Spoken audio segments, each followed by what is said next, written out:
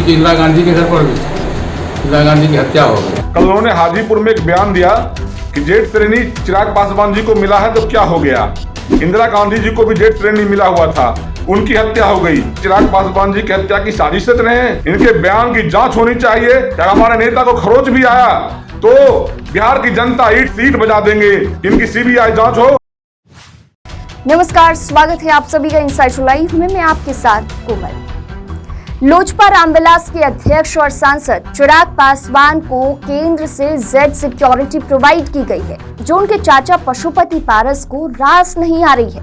पशुपति पारस ने चिराग पासवान की Z security पर बात करते हुए कहा कि सुरक्षा में ही इंदिरा गांधी की हत्या हो गई थी।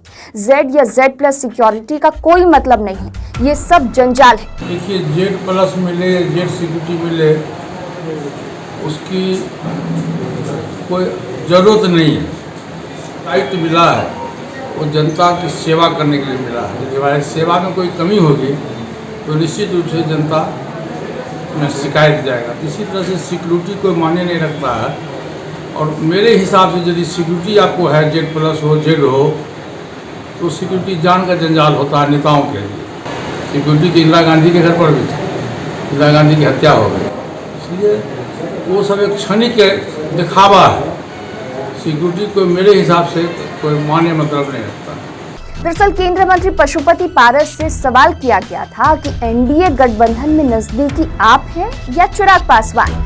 ये सवाल उनसे इसलिए किया गया क्योंकि कर्नाटक चुनाव में वो चुनावी प्रचार के लिए गए थे और चिराग पासवान को वहां नजरअंदाज किया गया। वहीं दूसरी तरफ केंद्र सरकार ने चिराग पासवान को जेड सिक्योरिटी दी है, तो इस पर पशुपति पारस ने कहा कि पूरा देश जान रहा है कि वे शुरू से ही एनडीए गठबंधन का हिस्सा रहे हैं।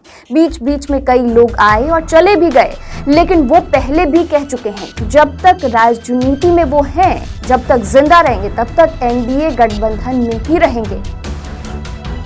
वहीं चिराग पासवान को मिली जेड सिक्योरिटी पर पशुपति पारस ने कहा कि जेड सुरक्षा की जरूरत नहीं है, जिम्मेदारी मिली है जनता की सेवा करने की। अगर सेवा में कमी होगी तो जनता के बीच शिकायत पहुंचेंगी। पशुपति पारस ने इसी क्रम में आगे कहा कि मैं मानता हूं कि अगर किसी नेता को सुरक्षा और सिक्योरिटी है तो उन नेताओं के लिए जी का जंजाल होता है।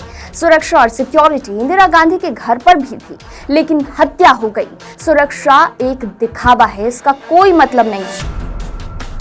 पिछले कुछ दिनों से देखें तो चिराग पासवान बीजेपी के करीब आ गए हैं। पिछले दिनों दिल्ली में अमित शाह से मुलाकात के बाद उनके मंत्रिमंडल में शामिल होने की बात भी कही जा रही है। चिराग पासवान ने बिहार में हुए उपचुनाव में बीजेपी के लिए प्रचार किया, जिसके बाद बीजेपी कोढ़नी और गोपालगंज में जीत दर्ज करने में कामयाब भी हुई। नीतीश के पाला बदलने के बाद बीजेपी चिराग को साथ लाकर अपना कुनबा भी मजबूत करना चाह रही है। फिलहाल के लिए वीडियो में इतना ही। और भी खबरों के लिए देखते रहिए इनसाइड लाइव। नमस्कार।